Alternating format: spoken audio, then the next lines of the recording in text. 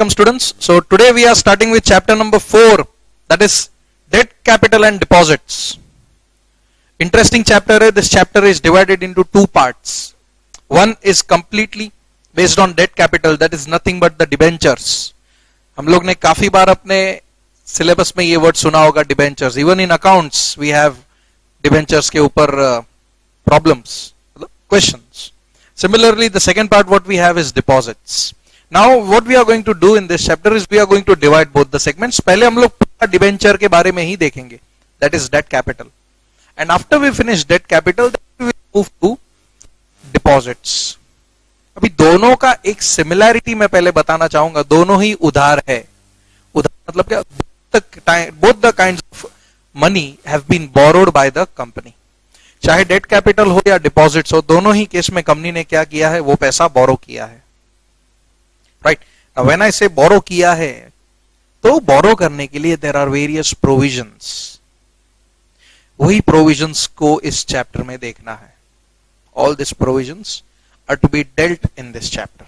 कि क्या कंडीशंस है, कब बोरो कर सकते हो, कितने टाइम के लिए बोरो कर सकते हो, वगैरह वगैरह. Right? So without wasting much time, let us directly move to the introduction part, that is debentures. Right? Now सबसे पहले debentures का introductional part क्या बोलता है? Section 2 subsection 30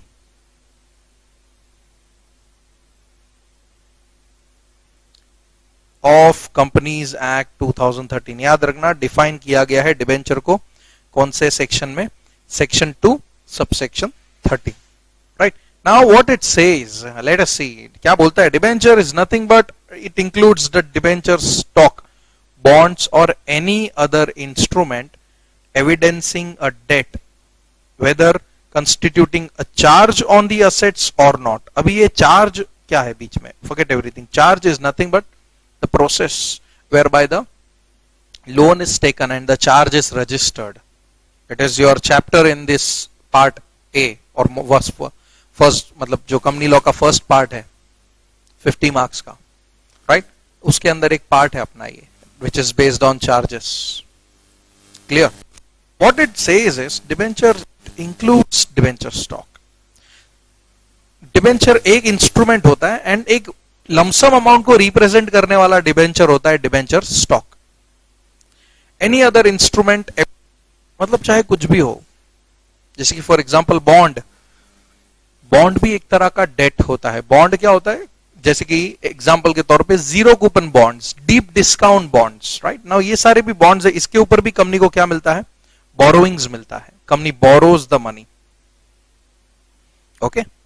it in simple terms debenture may be defined as an instrument acknowledging a debt on the company. Please avoid this mistake. It is a debt on the company. Debt on the company. Okay? Acknowledging a debt on the company. Next thing what we are going to discuss is the features or characteristics. Right? Features या तो characteristics, जो बोलना है बोलो. What are the features generally? एकदम easy features है.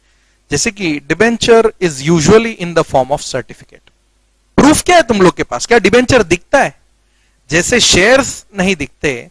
Just like for example अगर securities की बात करूं मैं, तो उसको दो पार्ट में डिवाइड कर देता हूं. लेट अस से one is shares and other is debentures. अगर तुमने शेयर में इन्वेस्ट किया और अगर फिजिकली शेयर होल्ड करते हो, नॉट इलेक्ट्रॉनिकली, तो तुम्हारा जो शेयर है उसका तुम लोग को क्या मिलता है? शेयर सर्टिफिकेट मिलता है.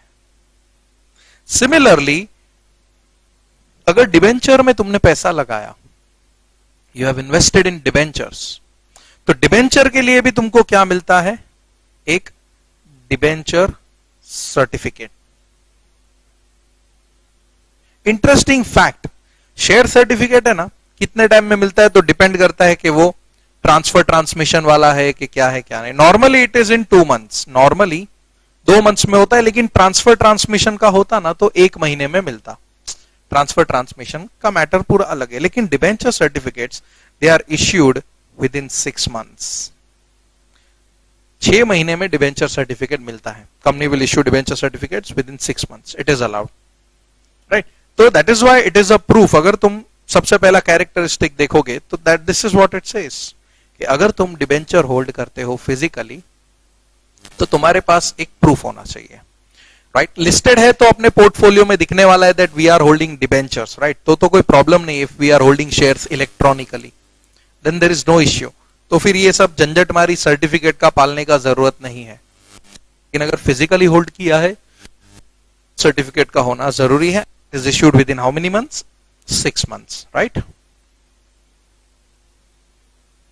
So that we have done certificate like a share certificate जो दिया जाता है, issued under a common seal of the company. Now common seal क्या होता है? It is nothing but the stamp or signature of the company. Now आज के तारीख में using of seal is made optional, as you might be very much aware कि जो seal है common seal, जिसको stamp बोला जाता है, जिसको signature of the company बोला जाता है, that is optional now. Use करना है तो करो, नहीं करना है तो मत करो. लेकिन अगर यूज नहीं करना है तो क्या करेंगे वैलिडेट करने के लिए? तो signature of 2 directors can validate the document. 2 director का साइन होगा तो भी चलेगा. Okay. The second characteristic what we have, and as you can see on your screen as well, it is an certificate which is acknowledging a debt on the company. इसीलिए यहां पे मैंने अलग बोला acknowledging a debt on the company, मतलब indebtedness to the holder. Means what? अगर तुम्हारे पास certificate है, आई एम अ कंपनी, मैंने तुम्हें डीसी दिया, डीसी मतलब debenture certificate, it means acknowledgement है कि आई हैव टू पे यू समथिंग. अब ये समथिंग क्या है? समथिंग तो वही जितना तुमने पैसा लगाया उतना तो मुझे पे करना ही है, right. So it is an acknowledgement by the company of indebtedness to holder. के देख, हमने तुझे सर्टिफिकेट दिया ना, मतलब सपोज तूने 1 लाख रुपया लगाया ना, तो after such number of period जो भी है, मैं तुझे 1 लाख रुपया रीपे कर दूंगा, बराबर. द थर्ड कंडीशन और the third characteristic is debenture usually provides for a payment of specified sum on a specified date. क्यों ऐसा रे? तुमने पैसा लगाया था ना. See, debentures are redeemed compulsorily. Redeemed मतलब क्या? रीपेड. कितना टाइम वो फिलहाल जाने दो, टाइम पीरियड को अभी नहीं देखना है अपने को, we will see in the further part, but they are to be repaid compulsorily. मतलब मैं शेयर का पैसा एक बार रीपे नहीं करूंगा ना, चलेगा. इक्विटी शेयर में अगर तुम पैसा लगाते हो, नॉट नेसेसरी कि मैं रीपे करूंगा, जरूरी नहीं है. बट डिबेंचर का तो मुझे रीपे करना ही पड़ेगा. Why? Because it is a borrowed fund. कुछ भी तुम लाइफ में कुछ भी बोरो करो, चाहे बुक हो या पैसा हो, लौटाना होता है कि नहीं लौटाना होता है? Of course yes. बोरोइंग्स का मतलब ही होता है कि you have to repay at a specified date. Okay. Debenture usually provides for payment of interest until the principal sum is paid back. जब तक प्रिंसिपल सम, कॉमन सेंस से 1 लाख रुपया तुमने मेरे में इन्वेस्ट किया था एंड बदले में मैंने तुम्हें डिबेंचर दिए, तो जब तक मैं तुम्हें रीपे नहीं करता तब तक क्या इंटरेस्ट देना है? The answer is yes. The answer is yes, बराबर. लाइक फॉर एग्जांपल, अगर तुमने सपोज इन्वेस्ट किया था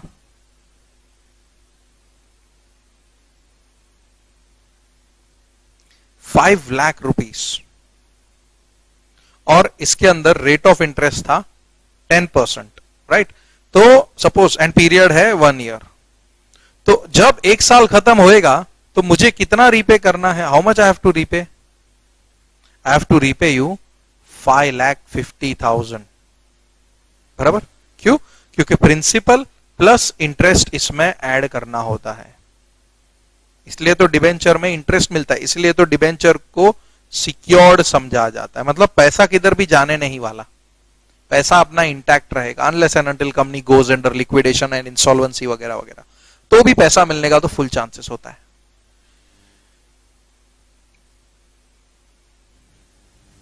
But again, this is not essential. Interest may be made payable subject to contingencies of the uncertain nature. Now depends. Suppose company winding up में चला गया, right?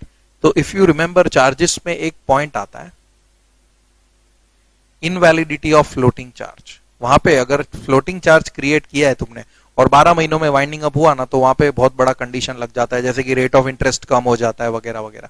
तो ऐसे सिचुएशंस में जरूरी नहीं है कि जो इंटरेस्ट है वो पे किया जाएगा, then it depends upon the authority who is handling the matter. जैसे कि वाइंडिंग अप के केस में लिक्विडेटर होता है या एनसीएलटी होता है जो कमांड करता है, वो सारे लोगों के पास पावर्स होते हैं कि किस तरह क्या प्रोसीड करना है। तुम लोग चार्जेस के अंदर इनवैलिडिटी ऑफ फ्लोटिंग चार्ज वाला हेडिंग देखना, तुमको समझेगा।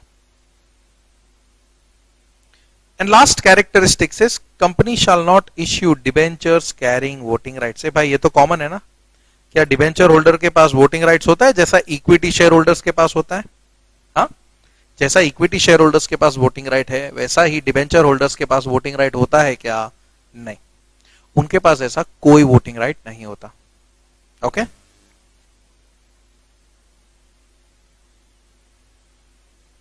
So the next part what we are going to see is the kinds of debenture, as you can see on your screen as well. Characteristics was very easy to understand, 5 characteristics खाली तुम्हें ध्यान में रखने, right? अभी जो next है that is characteristics के बाद kinds of debenture, 5 characteristics याद रखना। okay? And kinds of debenture में you have certain categories। पहले मैं तुम लोगों को category दिखाता हूं। First category is on the basis of conversion, बराबर। नेक्स्ट कैटेगरी आएगा on the basis of security, next category आएगा on the basis of redemption, and last category आएगा it is on the basis of registration, बराबर। Now first is convertibility. Now what do you mean by this word convertibility, बराबर। अगर मैं बात करूं convertible debentures की, right, तो convertible debentures इतना समझ लो,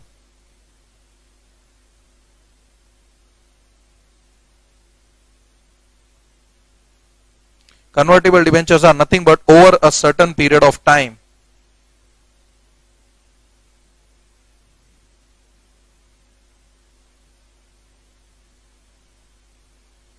such debentures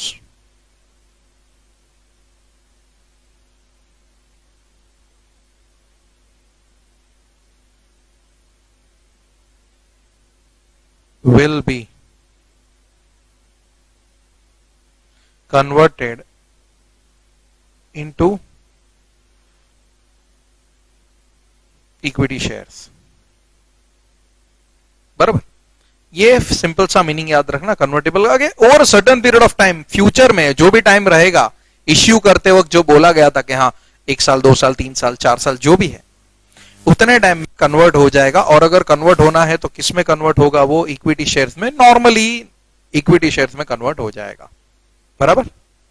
now see first thing what we are going to see is on the basis of convertibility. Now सबसे पहला डिबेंचर है नॉन कन्वर्टेबल डिबेंचर, मतलब सिंपल सी बात है, this will not be converted, चाहे कुछ भी हो जाए, इन डिबेंचर्स को कन्वर्ट नहीं किया जा सकता। Okay, this debentures will not be converted.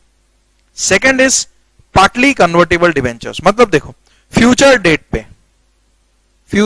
पे कंपनी डिसाइड करेगा, सपोज फॉर एग्जांपल 50-50, तो 50% will be converted and 50% will be redeemed, that is called partly convertible. Fully convertible मतलब पूरा का पूरा क्या हो जाएगा? इक्विटी शेयर में कन्वर्ट हो जाएगा। एंड ऑप्शनली कन्वर्टेबल मतलब the investor has the option either to convert this debentures और टू रिडीम, राइट। तो अभी ये चारों का see we will write the types ऐसे यहां पे, it will be easy to understand. Convertible debentures,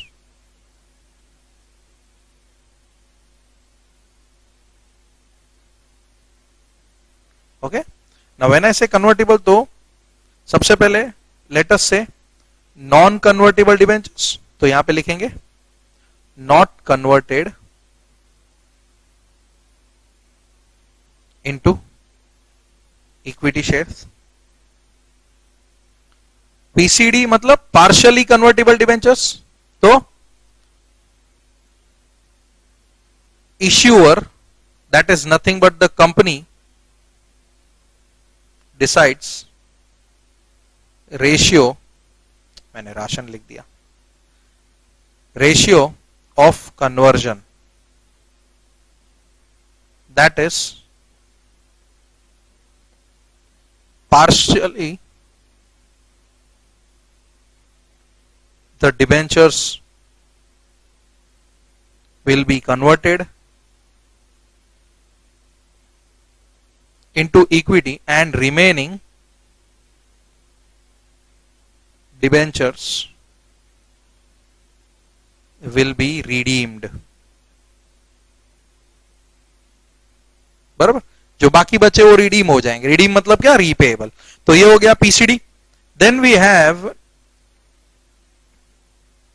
FCD, that is fully convertible debentures. तो all debentures converted into equity shares.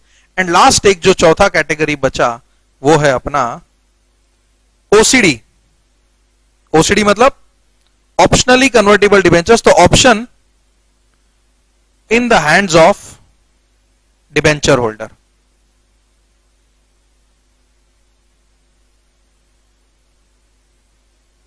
that whether to convert or to redeem. बराबर, ये optionally convertible मतलब holder के हाथ में ऑप्शन होता है कि उसको क्या करना है.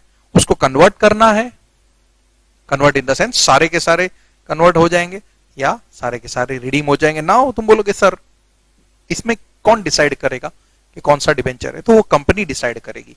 कंपनी कौन सा डिबेंचर इशू करती है वो company NCD, PCD, FCD, OCD कुछ भी दे सकती है.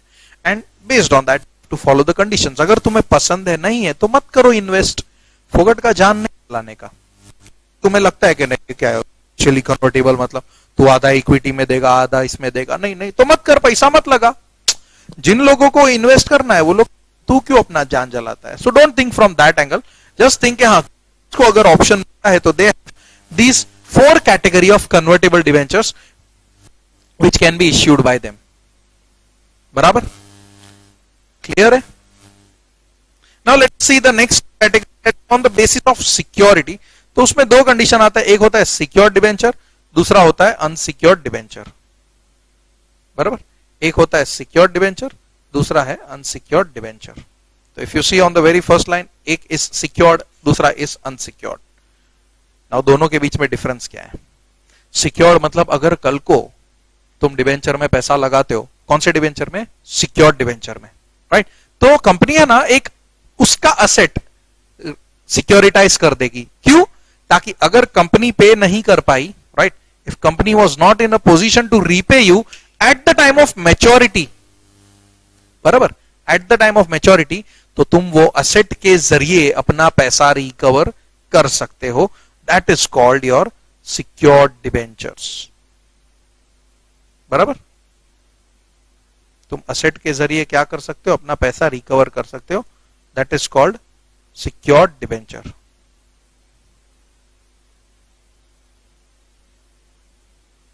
सेकेंड कैटेगरी जो है वो है अनसिक्योर्ड डिबेंचर. ना उसका उल्टा, ऐसा कोई सिक्योरिटी नहीं है तो तुम क्या हो?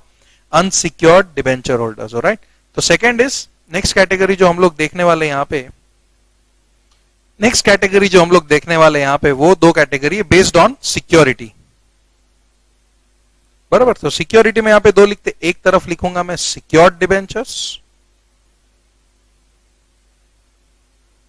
दूसरी तरफ मैं लिखता हूं अनसिक्योर्ड डिबेंचर्स.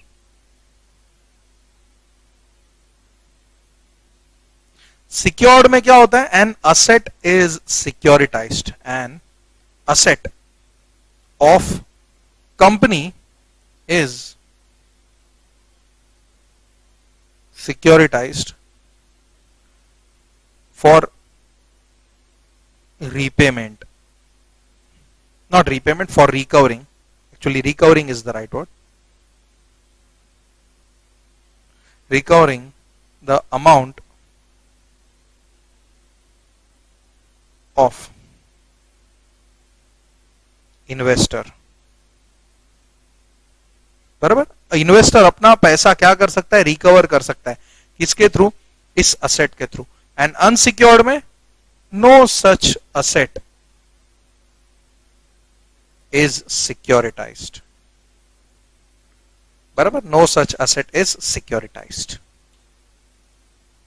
तो ये दो कैटेगरी था बेस्ड ऑन सिक्योरिटी, एक था अपना सिक्योर्ड डिबेंचर, दूसरा है unsecured debenture. Now let us read this once, we know the meaning now. These instruments are secured by charge on fixed assets. आ गया charge मतलब nothing but securitize होता है. Okay, so if issuer fails the repayment or the principal amount or the interest amount, his asset can be sold to repay the liability of the investors. Section 71 subsection 3 provides that secured debentures may be issued by the company subject to such terms as may be prescribed. Okay, and next is unsecured debentures. तो unsecured में क्या है? These are unsecured, that if issuer defaults on payment of interest, the investor has to be along with other unsecured creditors of the company. They are said to be naked debentures. Okay, unsecured debenture को और एक नाम दिया गया है, वो क्या है? Naked debenture. Okay, naked in the sense no such security or no such asset is securitized. Charge create होता है is nothing but, क्योंकि देखो charge का चैप्टर अगर तुम्हें पता है तो you will easily link this concept. बराबर. Unlike secured debentures, debentures are issued by the company without creation of charge over the assets of the company. In case of a company is charged over the assets of the company, in case such company is unable to pay the debts, these debentures do not offer any protection. ये रहा यहाँ पे, right? कोई protection नहीं मिलेगा भाई, तुम राम भरोसे हो.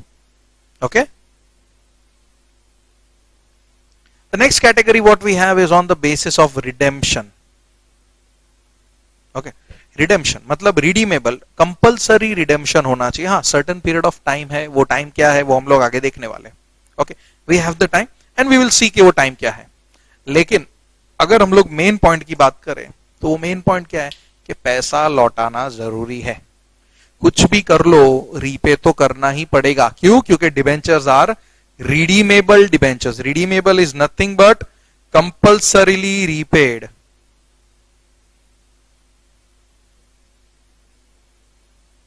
बराबर. Redeemable is nothing but क्या? Compulsorily repaid. And secondly, perpetual or irredeemable debentures मतलब तुमको पैसा नहीं मिलेगा. Now forget everything. Companies Act बोलता है कि ऐसा शेयर तुम ऐसा डिबेंचर तुम इश्यू कर ही नहीं सकते. After commencement of companies act 2013 a company can not issue perpetual और इररिडीमेबल डिबेंचर्स. जो करना है कर लो, इररिडीमेबल डिबेंचर इश्यू नहीं कर सकते तुम लोग. Okay, irredeemable debentures can not be issued. Make it simple. The third category what we are going to do is on the basis of registration. मतलब भाई तेरे हाथ में जो डिबेंचर है वो रजिस्टर्ड है कि नहीं है. अगर रजिस्टर्ड है तो उसको मैं बोलूंगा रजिस्टर्ड डिबेंचर, और अगर रजिस्टर्ड नहीं है तो मैं उसको बोलूंगा बेयरर डिबेंचर. बराबर. तो third category is on the basis of registration.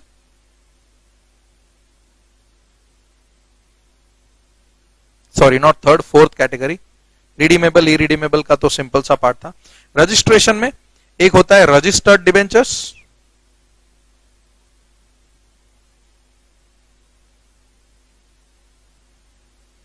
दूसरा है बेयरर डिबेंचर्स.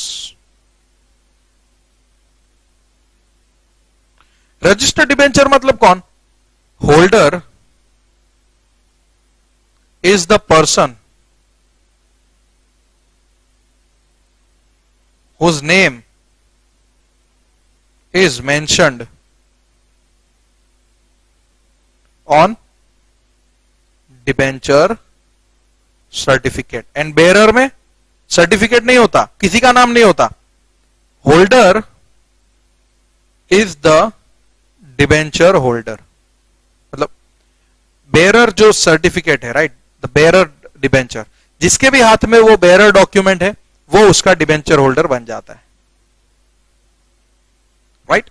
जैसे तुम लोग एक बेयरर चेक ले लो ना, सेल्फ चेक के ऊपर तुम लोग चेक, बैंक का चेक सेल्फ लिख के तुम पैसा निकालते हो, that is called bearer cheque. जो भी जाएगा उसको पैसा मिल जाएगा. Bearer, the holder becomes the owner.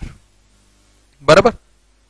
The holder becomes the owner. Holder becomes the debenture holder नहीं, होल्डर इज द ओनर.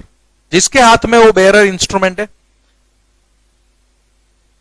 वो उसका ओनर है. एंड रजिस्टर्ड में जिसका नाम है सर्टिफिकेट पे वो है ओनर। मेरे नाम का डिबेंचर सर्टिफिकेट है, मैं तुमको देता हूं, क्या तुम ओनर बन गए? बेवकूफी लगेगा, तुम ओनर नहीं बने। Okay, you are not the owner. ठीक है,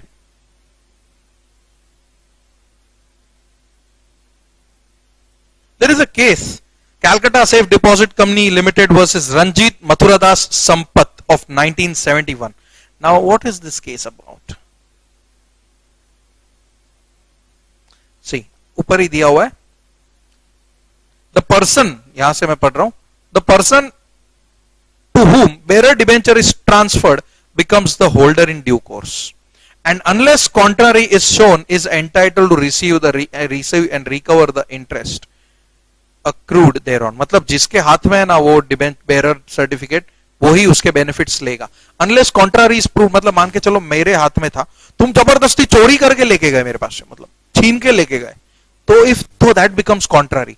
तो अगर कॉन्ट्रारी प्रूव हो गया ना कि हाँ तुमने गलत तरीके से लिया है, मैंने नहीं दिया है, तो you will not get the benefits, right. So जिसके हाथ में बेरर सर्टिफिकेट है डिबेंचर का, वो इसका क्या कर सकता है? बेनिफिट्स क्लेम कर सकता है। Clear with this? Now, the next concept what we are going to start is issue of debentures. Just these conditions, मतलब बेसिक कंडीशंस अभी पता चलने वाली है कि कब डिबेंचर इश्यू करेंगे, कितने टाइम के लिए करेंगे, क्या क्या क्या क्या क्या, ईच एंड एवरीथिंग। सेक्शन कौन सा है दोस्तों? Section 71।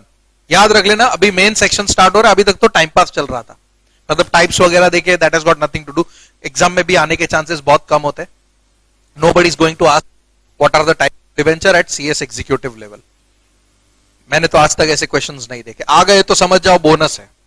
That is asked at college level. तुम लोग के 12th में एसपी वगैरह तुमने लिया होगा, सेक्रेटरियल प्रैक्टिस, या फिर कहीं पे भी ओसी में सुनाई दे जाए तो ठीक है। But now here we actually देखा जाए तो from here we are starting this chapter, बराबर। Now what this chapter has offered us is first, that is section 71, बराबर। सबसे पहले उसने अपने को ऑफर क्या कर दिया भाई? सेक्शन 71 है इधर, याद से, इश्यू ऑफ डिबेंचर्स, सेक्शन 71 को भूलने का नहीं। नाउ कंपनी के पास पावर है, मैंने पहले ही बोला था कि वो कैसा डिबेंचर इश्यू करना चाहती है। सिर्फ याद रखना वो एक ही कैटेगरी का डिबेंचर इश्यू नहीं कर सकती, एंड दैट इज इरिडीमेबल। हमने जो टाइप्स देखे, काइंड्स देखे, NCD, PCD, OCD, FCD, redeemable, irredeemable, registered bearer, ये सभी टाइप्स के अंदर एक ही टाइप है जो कंपनी अलाउड नहीं है, एंड वो है इरिडीमेबल डिबेंचर्स। बाकी किसी भी तरह का डिबेंचर हो, company is allowed to issue such debentures. Okay, company is allowed to do what? To issue such debentures.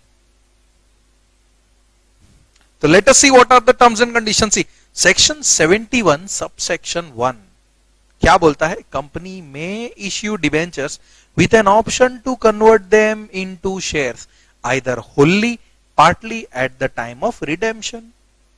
The issue of debentures with an option to convert shall be approved by special resolution. मतलब 71 subsection 1 बोलता है कि अगर तुझे क्या issue करना है?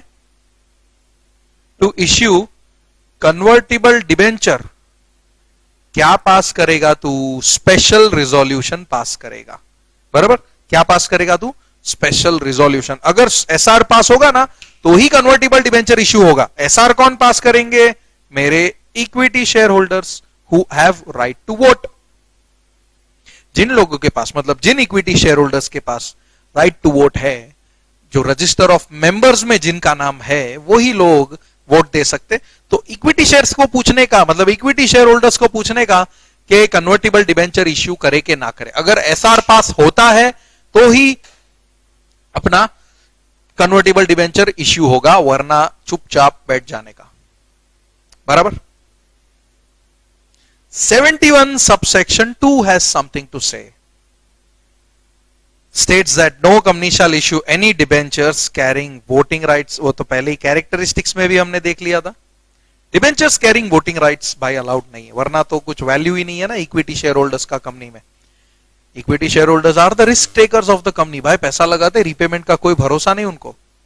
Market में भाव बढ़ भी सकता है, कम भी हो सकता है, चलो बड़ा तो ठीक है, कंपनी का जय जयकार करेंगे, लेकिन कम हुआ ना तो यही लोग कंपनी को गाली देंगे, which will affect the goodwill also. तो company is taking the risk, इसलिए उन लोग को वोटिंग राइट दिया जाता है कि चलो तुम इतना रिस्क ले रहे हो ना, तो we give you one power, चलो वोटिंग राइट्स दिया तुम लोग को कि अगर तुम्हें लगता है कि ये काम नहीं करना चाहिए तो मत करवाओ, एज यू से, तुम्हारे पैसों पे तो मैं चल रहा हूं, बराबर। Section 71 subsection 3 what it says is the secured debentures may be issued on the following conditions. अभी सिक्योर्ड के लिए क्या है कंडीशंस, तो let us see one by one what are the conditions for issuing secured debentures. तो देखो सबसे पहले 10 इयर्स को हाईलाइट करूंगा मैं और 30 इयर्स को हाईलाइट करूंगा मैं, बराबर। अब ये 10 इयर्स और 30 इयर्स क्या है दोस्तों, ये है ना टाइम लिमिट है, maximum period of redemption, period of redemption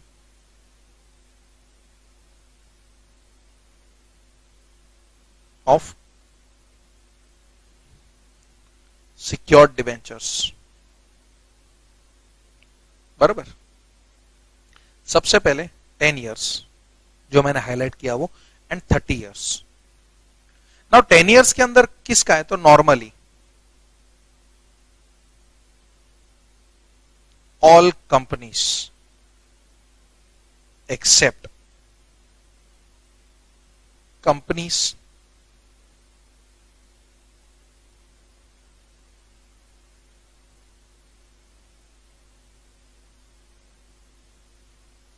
engaged in infrastructural activities। तो देखो हर एक कंपनी अगर सिक्योर डिबेंचर इश्यू करना चाहती है ना, मैक्सिमम पीरियड के लिए पैसा रख सकती है, और वो पीरियड कितना है, 10 साल। मतलब 10 साल के बाद तो कंपलसरीली तुझे भी रिडीम करना पड़ेगा, अगर तू इंफ्रास्ट्रक्चर वाला नहीं है तो। क्योंकि अगर तू इंफ्रास्ट्रक्चर वाला है ना, तो तेरे लिए कितना साल है, 30 साल। बड़े बड़े प्रोजेक्ट ज्यादा टाइम के लिए चलते, तो 30 साल। तो यही पीरियड ऑफ रिडेम्पशन अपने को वहां पे देखना है। सी द 10 एंड 30 इयर्स जो मैंने तुम लोग को बताया। See provided redemption shall not exceed 10 years from the date of issue, that is okay. And company engaged in setting up of infrastructure projects can go beyond 10 years but does not exceed 30 years. ठीक है, मतलब जो maximum है उनके लिए 30 years, 10 के ऊपर तो जा ही सकते हो, क्योंकि मैक्सिमम कितना बोल दिया, 30 years, right. Now which are this companies, तो देखो companies in setting up of infrastructure project, सब में ना इंफ्रास्ट्रक्चर आएगा, इसलिए मैंने इंफ्रास्ट्रक्चर कंपनी लिखा। अभी प्रॉपर देखेंगे, इंफ्रास्ट्रक्चर फाइनेंस कंपनी, बराबर। Then infrastructure debt fund non banking financial company, okay.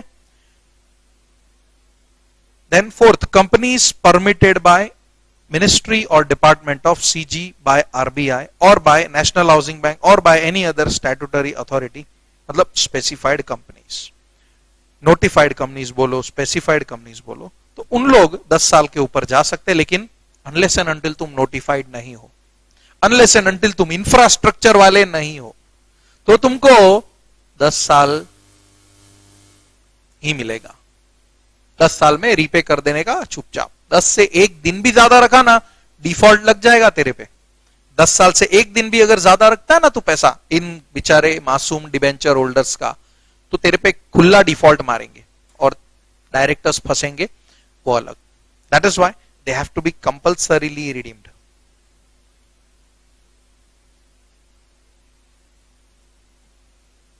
Now there is one more condition B, ये ए था, बराबर। We saw A condition, right.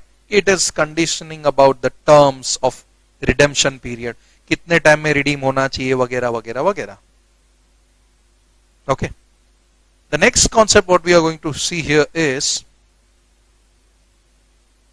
Such an issue of debentures shall be secured by creation of charge, बराबर के नहीं। अगर security है तो charge create होना चाहिए, either on the asset of the company, subsidiary, holding or associate companies, and value which is sufficient for the due repayment of the amount of debentures thereon, now ये B point क्या बोलता है, इस forget theory, अपन मस्त लिख के समझेंगे इसको.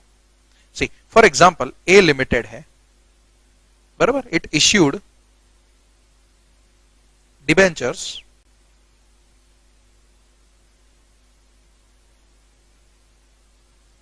worth rupees 50 lakhs to Mr. X. कौन से डिबेंचर्स है, सिक्योर्ड. ओके ओके, तो चलो ये रहा मिस्टर एक्स और ये रहा कंपनी और ये है कंपनी का असेट.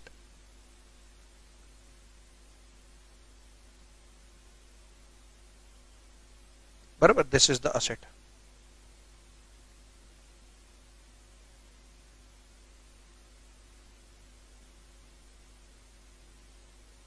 ओके, जो ब्लैक में किया है वो मैंने कंपनी का असेट है. नाउ मिस्टर एक्स ने कितना रुपया लगाया, 50 lakhs. कंपनी ने क्या दिया, सिक्योर्ड डिबेंचर. ये असेट को क्या किया, सिक्योरिटाइज किया. नाउ ये असेट किसका हो सकता है, या तो कंपनी का खुद का, या तो उस कंपनी की होल्डिंग कंपनी या सब्सिडरी या एसोसिएट का चलेगा. मतलब जरूरी नहीं है कि ये कंपनी मतलब ए लिमिटेड हो गया, तो जरूरी नहीं है कि असेट है वो ए लिमिटेड का ही होना चाहिए.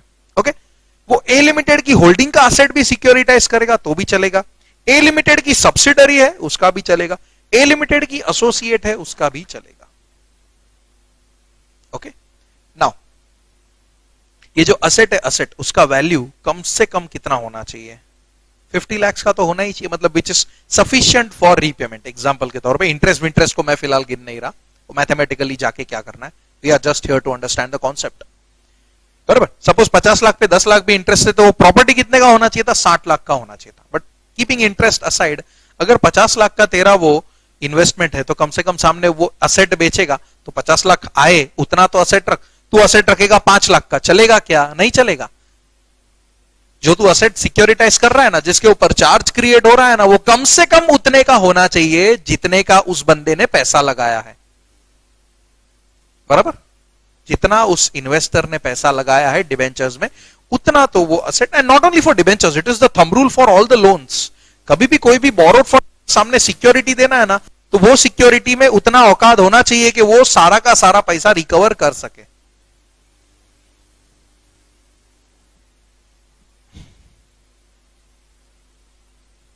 Right? So that was your condition B. Such an issue of debentures shall be secured by the creation of charge on the properties or assets of the company or its subsidiaries or its holding company, and having value which is sufficient for due repayment thereon. Right? Now let us see the next condition आगे.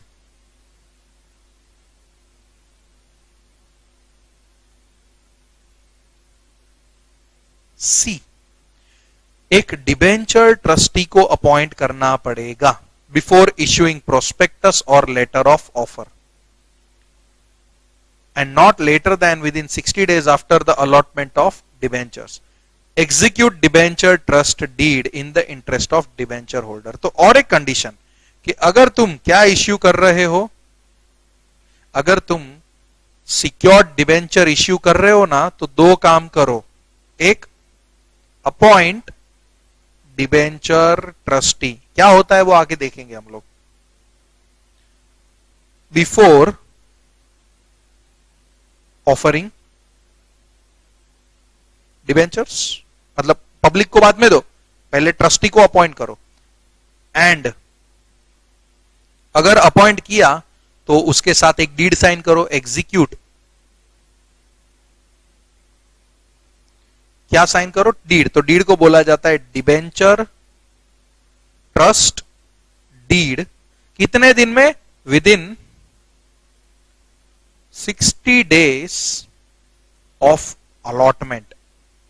अगर investors को debenture दे दिया तो मैं बोलूंगा debenture allot कर दिया, और अगर डिबेंचर अलॉट कर दिया और सिक्योर्ड डिबेंचर है तो 60 दिन के अंदर अंदर जो डीटी है ना तेरा, उसके साथ डीड साइन कर. डीड में कौन रहेगा, दो जन, एक कंपनी होगा एंड सामने डिबेंचर ट्रस्टी होगा. ओके, ये दोनों के बीच में क्या साइन होगा, DTD, that is debenture trust deed.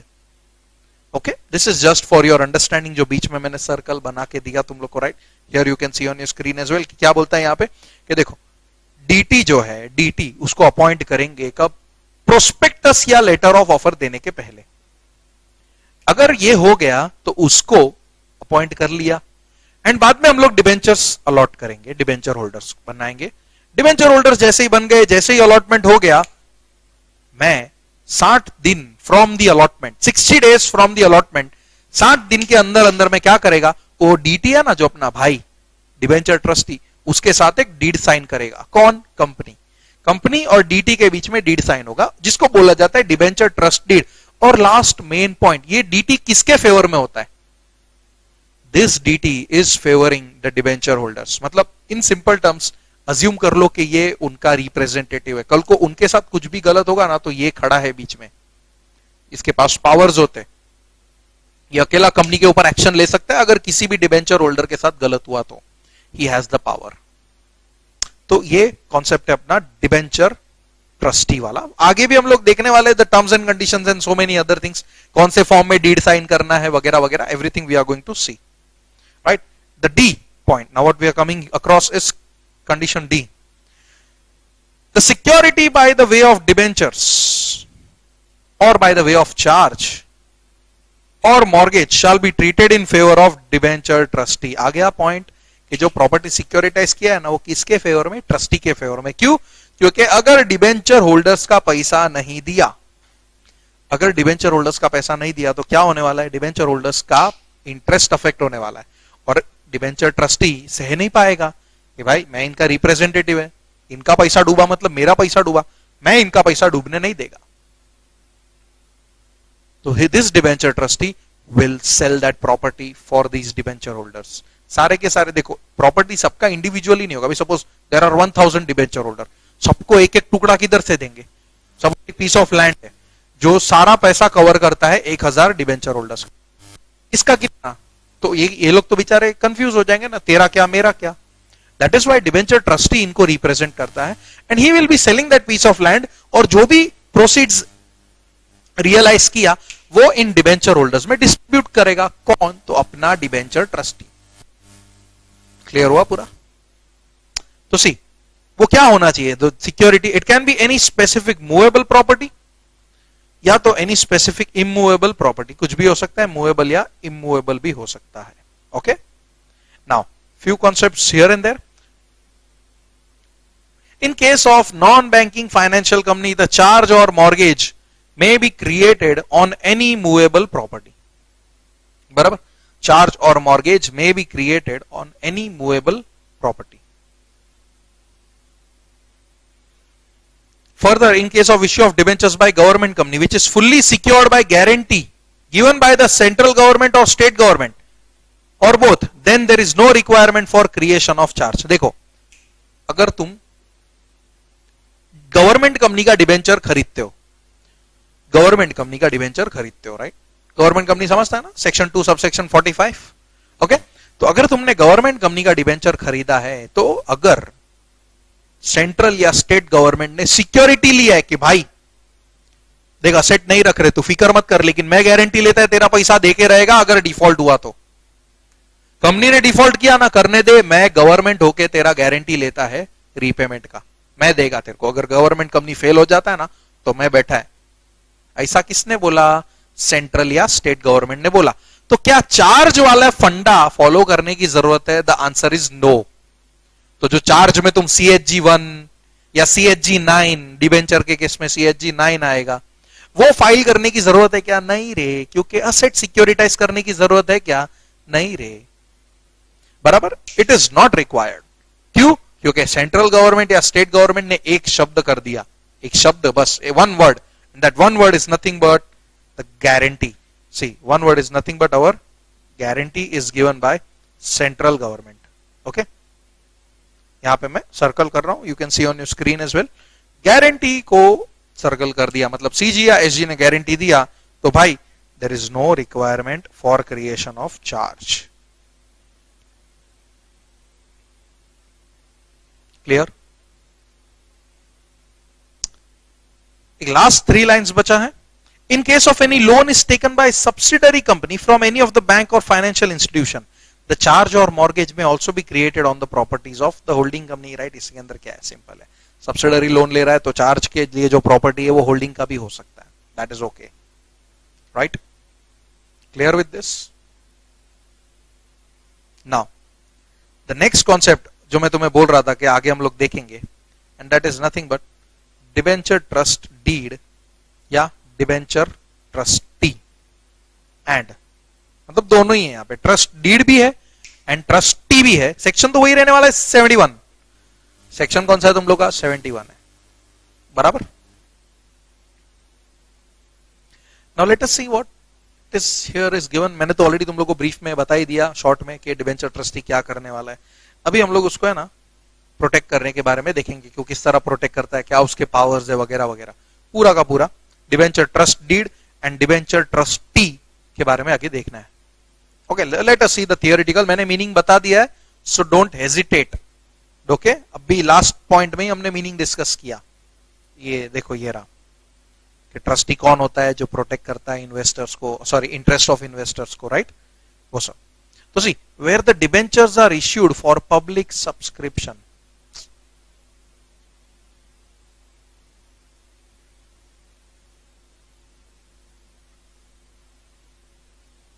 where the debentures are issued for public subscription involving a considerable number of debenture holders who do not have time to look after the interests, a trustee may be appointed for the supervision of their common interest। आ गया, मतलब सबके behalf पे एक बंदा, और वो एक बंदा कौन है? अपना डिबेंचर ट्रस्टी।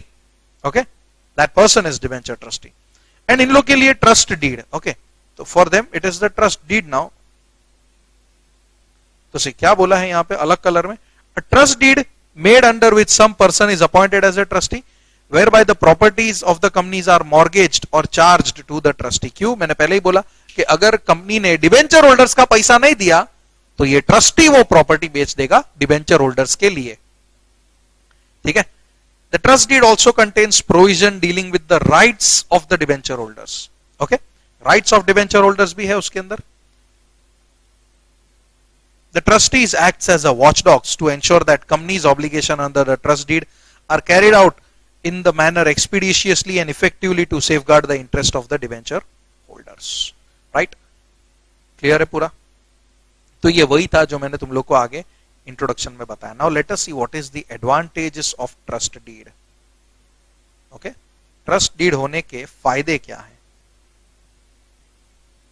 तो सबसे पहला देखो, it prevents the company from misusing the title deeds. Now what do you mean by title deeds? Ownership documents. The trustees hold the title deeds of the mortgaged property. As you saw, okay, the charge or the securitization of the asset was in the favor of the trustee. Barabar? Was in the favor of the trustee. Right? The trustees are given power under the trust deed so that the property managed is kept insured and is maintained in the proper condition.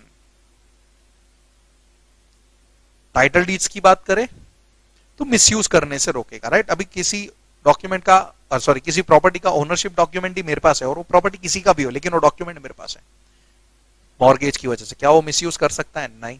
Second, trustee ध्यान में रखेगा कि property is insured and maintained in proper condition. क्यों?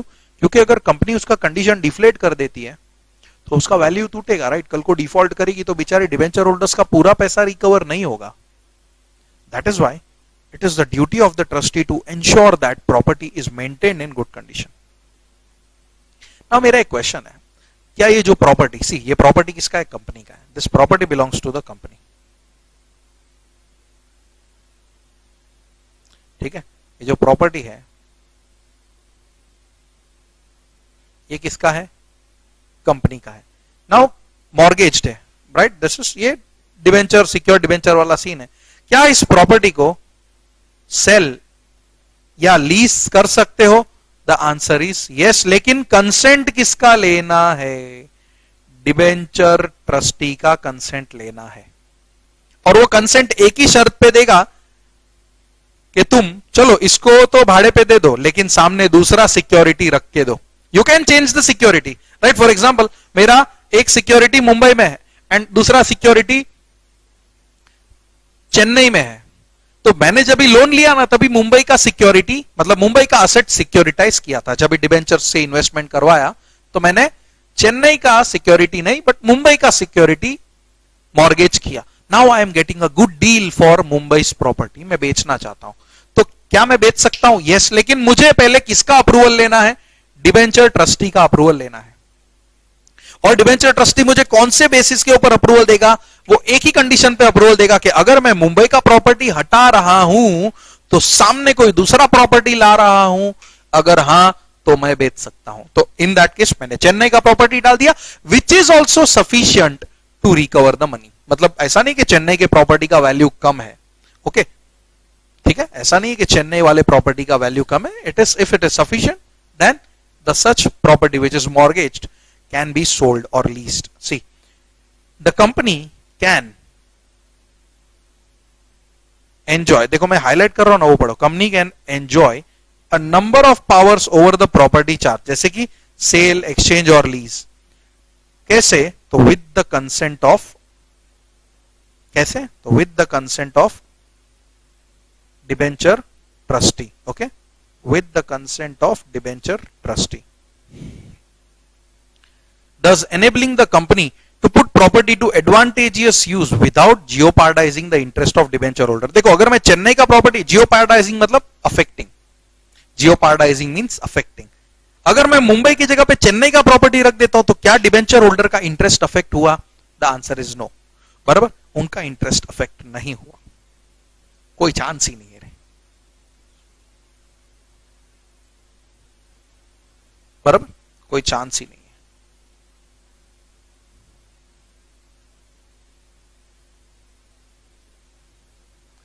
In case of default, the trustees can necessary steps.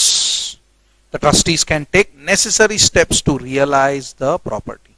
अगर default हुआ तो trustee के पास power है कि वो जो चाहे वो प्रॉपर्टी के साथ कर सकता है. वो प्रॉपर्टी को बेच भी सकता है.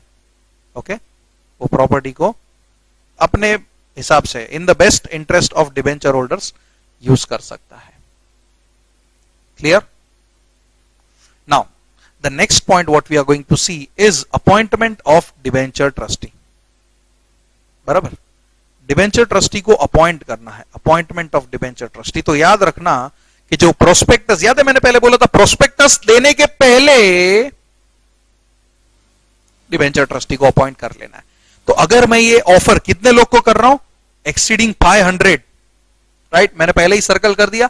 If such offer is given exceeding 500 people तो ट्रस्टी होना कंपलसरी है.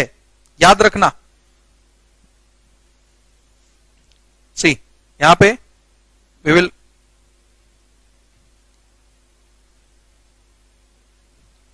company shall not issue prospectus to more than 500 persons without appointing debenture trustee.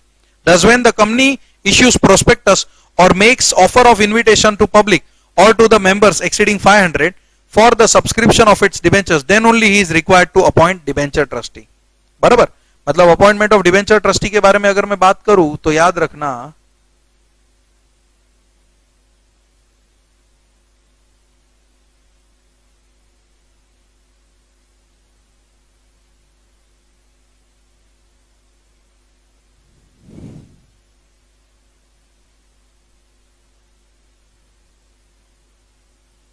Appointment of debenture trustee को अगर हम लोग कंसिडर करें तो you remember first offer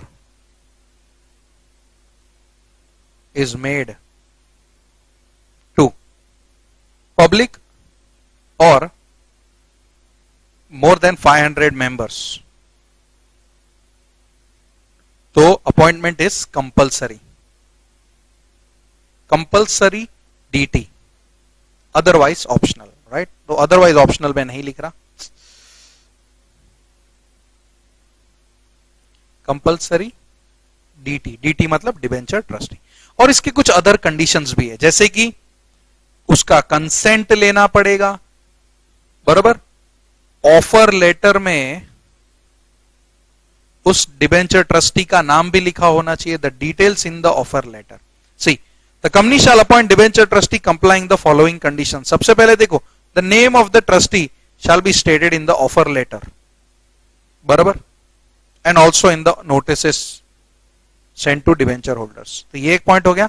and before appointment of trustee written consent shall be obtained and such debenture trustee proposed to be appointed and the statement to the effect shall appear in the letter of offer, बराबर। तो उसका consent भी लेना है and offer letter में इस debenture trustee का details भी देना है। If you fulfil this three condition, sorry to conditions, तो डिबेंचर ट्रस्टी का अपॉइंटमेंट वैलिड है, बराबर। तो डिबेंचर ट्रस्टी का अपॉइंटमेंट क्या है, वैलिड। नाउ डिबेंचर ट्रस्टी अगर सपोज मुझे बनना है तो आई नीड टू सी कि मैं डिस्क्वालिफाइड तो नहीं हूं। तो मैं डिस्क्वालिफाइड हूं कि नहीं हूं वो कैसे पता चलेगा, वो इस पॉइंट्स में पता चलेगा, right. The all the points that we are going to see in disqualification of debenture trustee, बराबर। See we will take my example, मुझे ही डीटी बनना है, मुझे ही डिबेंचर ट्रस्टी बनना है, but we will see the examples one by one. अगर मैं शेयर होल्डर हूं कंपनी का तो क्या मैं अपॉइंट हो सकता हूं, नहीं। If I am the shareholder I can not be appointed, right. सबसे पहला point is very easy, if I am the shareholder of that company I can not be appointed as DT of that company. Second, अगर मैं company का क्या हूं, promoter हूं, director हूं, या तो केएमपी हूं, या तो कोई ऑफिसर हूं या एम्प्लॉय हूं ऑफ द कंपनी, या तो उस कंपनी की होल्डिंग सब्सिडरी या एसोसिएट में। मतलब देखो, नाउ सेकेंड पॉइंट में तुम्हें बताता हूं। See there is one company A limited जो चाहती है मुझे डीटी बनाना, proposed BG to be DT, BG मतलब मैं, डीटी मतलब debenture trustee, but BG is promoter of X Limited, which is subsidiary of A Limited, बराबर। A Limited में मेरा अपॉइंटमेंट होना है, लेकिन मैं कहां पे प्रमोटर हूं, प्रमोटर, केएमपी, डायरेक्टर, जो भी था आगे पॉइंट्स हमने देखा, एप्लीकेबल फॉर ऑल। चाहे तुम प्रमोटर ले लो, डायरेक्टर ले लो, केएमपी कुछ भी ले लो, मैं एक लिख रहा हूं, अननेसेसरी सब क्या लिख के करूंगा मैं। तो अगर ऐसा सिचुएशन होता है ना, तो बड़े अक्षर में मैं लिखूंगा बीजी इज डीक्यू, डीक्यू मतलब डिस्क्वालिफाइड, बराबर। क्यों, क्योंकि मैं कंडीशन ब्रीच करता हूं, मेरा रिलेशन दिख जाता है। कंडीशन ब्रीच क्या किया है, मतलब ब्रीच इन द सेंस कोई फ्रॉड गलत नहीं कर रहा, but unfortunately I can not be appointed as a DT. Why, because I am interested in one of the company. And what is that company? As per my example, it was subsidiary company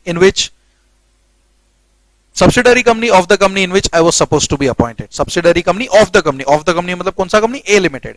मेरा appointment A Limited में होना था, लेकिन मैं A Limited की subsidiary का क्या निकला, प्रमोटर निकला, तो मैं गया, मेरा पत्ता कट, मैं सीधा का सीधा क्या हो जाऊंगा, डिस्क्वालिफाइड हो जाऊंगा। Okay. C is beneficially entitled to the monies which are to be paid by the company otherwise than as remuneration payable to trustee। देखो, ट्रस्टी बन रहा हूं मैं, फोगट में नहीं बनूंगा भाई, मैं चार्ज लूंगा, पैसा लूंगा। तो अगर इस पैसे के अलावा मुझे किसी भी जरिए से दूसरा पैसा मिला ना, मतलब in other manner if I am getting money, मैं गया, I cannot be appointed as DT, I am disqualified। हाँ, लेकिन ट्रस्टी बनने का पैसा मैं लूंगा, हाँ वो तो लूंगा भाई, मैं समाज सेवा थोड़ी कर रहा है, बराबर कि नहीं, मैं कोई समाज सेवा नहीं कर रहा है, राइट। मैं यहाँ पे अपना मेहनत का काम कर रहा है। अगर मैं डीटी बन रहा है तो मैं रिस्पॉन्सिबिलिटी ले रहा है, रिस्पॉन्सिबिलिटी लिया है तो पैसा मिलना चाहिए। Okay, that was your condition C. Let us see the D condition, clause D. is indebted to the company, subsidiary, holding or associate company or subsidiary of such holding company। indebted मतलब क्या, अगर मैंने इन group of companies में से उधार लेके रखा है तो मैं indebted है। अगर मैंने इन ग्रुप ऑफ कंपनीज में से क्या लेके रखा है, उधार, तो मैं क्या है, मैं indebted है। ओके, मैं क्या है, मैं इनडेटेड है, और अगर मैं इनडेटेड है तो मेरा पत्ता cut, I can not be appointed as debenture trustee.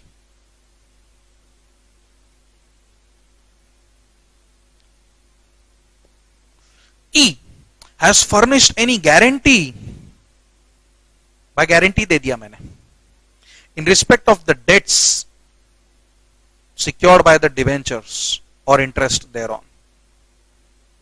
मैं guarantor हूं कंपनी के लिए, तो again I am interested, I cannot be appointed as the debenture trustee.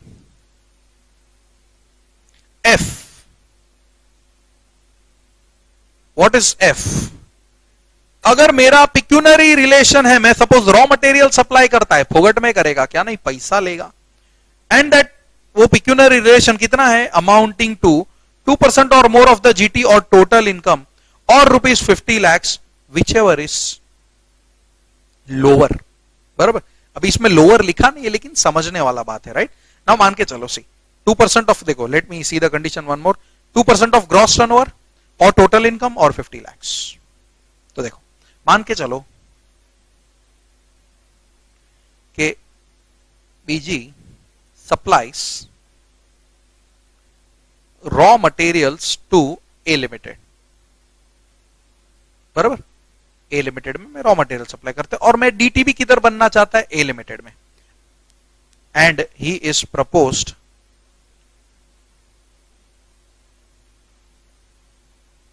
To be appointed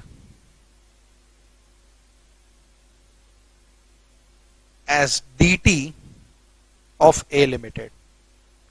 तुमको बताना है क्या मैं अपॉइंट हो सकता हूं कि नहीं हो सकता हूं, मतलब सोचना, बता तो नहीं सकते, देख रहे हो मुझे, तो जस्ट अपने मन में सोचना. ना बीजी सप्लाइज, नहीं यहां पे लिखता हूं इंफॉर्मेशन में, cost of raw materials was ₹25 lakhs. Okay, ये इतने का रॉ मटेरियल बेचा है मैंने. Now the main question is, सब कंडीशन को देख के अपने को समझना है कि मैं डीटी बन सकता हूं कि नहीं बन सकता हूं. ओके, कंपनी का ग्रॉस टर्नओवर था, जीटीओ ऑफ कंपनी 100 crores, बराबर 100 करोड़. तो see the conditions, right. What are the condition? सबसे पहले 2% ऑफ जीटी और टोटल इनकम.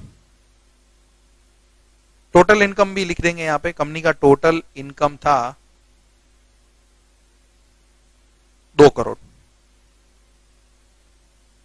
और ₹50 lakhs. तो अभी अपने को फिगर सब्स्टिट्यूट कर देने यहां पे. देखो 100 करोड़ अगर जीटी है तो 100 करोड़ का 2% होता है 2 करोड़.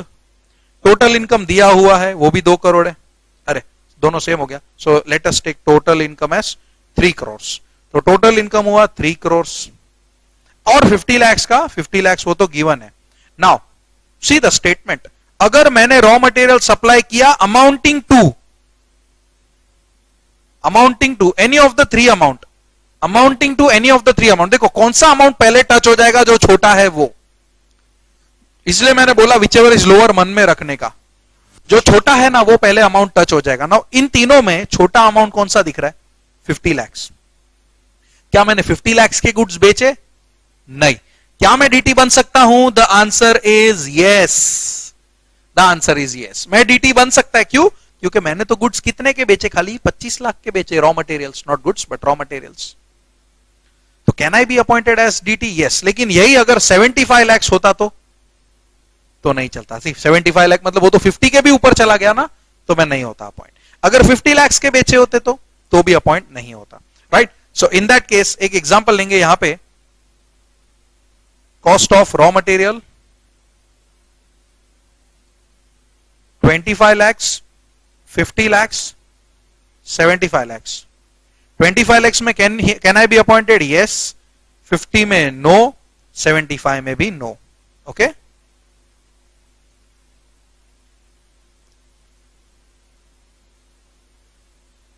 सी ये रहा यहां पे, ये स्लाइड का तुम लोग शॉट्स ले सकते हो, स्क्रीनशॉट्स, हेल्पफुल होगा ये सब चीज. एंड ये cost of raw material, right. तो इसको भी तुम लोग अपने नोट्स में ले सकते हो.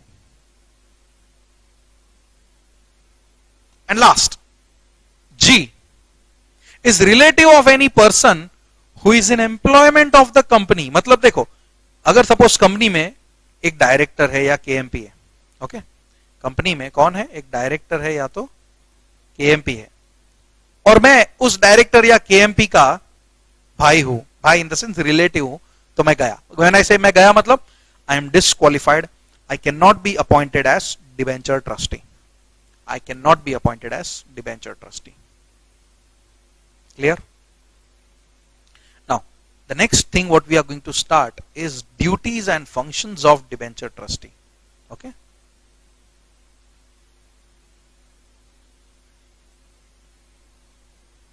Duties and functions of debenture trustee. Now, क्या है ड्यूटीज? देखो, एक ड्यूटी तो उसका मेन मैंने बता दिया कि वो प्रोटेक्ट करेगा इंटरेस्ट किसका, डिबेंचर होल्डर्स का, राइट। डिबेंचर होल्डर्स का इंटरेस्ट प्रोटेक्ट करना इज द मेन ड्यूटी, बराबर, उसका मेन काम है।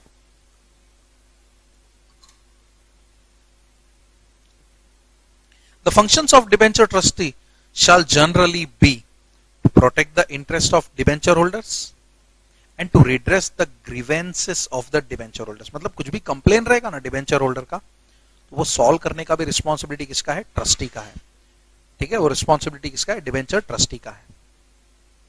And also there are some other duties of every debenture trustee. तो वो अदर ड्यूटीज क्या क्या है, let us see. satisfy himself that letter of offer does not contain any matter which is inconsistent with the terms of issue of debentures or with the terms of trust deed।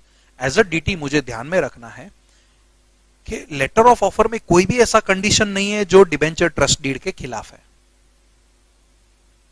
ये उसका पहला duty है, अपने आप को satisfy करना है कि देख मेरे साथ तो डीड साइन किया, उसमें ये सब लिखा है, क्या वैसा ही matching conditions letter of offer में दिया है, ये होना जरूरी है, तो पहले चेक करना है, that is the first duty.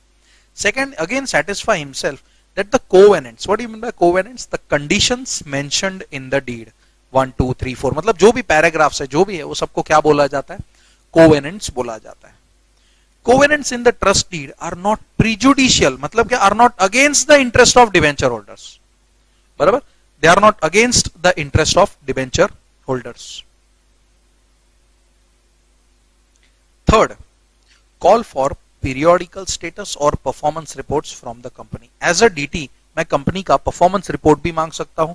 Periodical status मतलब क्वार्टरली ले लो, हाफ ईयरली ले लो, मंथली लो, जैसा चाहिए वैसा मैं कंपनी के पास status, financial status in short मांग सकता हूं, बराबर। नेक्स्ट इज कम्युनिकेट प्रॉम्प्टली, तुरंत, प्रॉम्प्टली मतलब फटाक से, किसको, डिबेंचर होल्डर्स को, क्या, defaults if any with regard to payment of interest और redemption of debentures and action taken by the trustee therefor. ये भी बताना जरूरी है, राइट। देखो ट्रस्टी को किसके लिए रखा है, डिबेंचर होल्डर्स के लिए ही रखा है ना। अगर किसी भी डिबेंचर होल्डर्स का पैसा नहीं मिलता, किसी भी डिबेंचर होल्डर्स का पैसा नहीं मिलता, राइट, तो ट्रस्टी के पास पावर है कि वो नेसेसरी स्टेप्स ले सकता है। Trustee has the power to take the necessary steps, और अगर ये नेसेसरी स्टेप्स ले रहा है तो क्या ले रहा है वो बताना जरूरी है। That is why communicate promptly.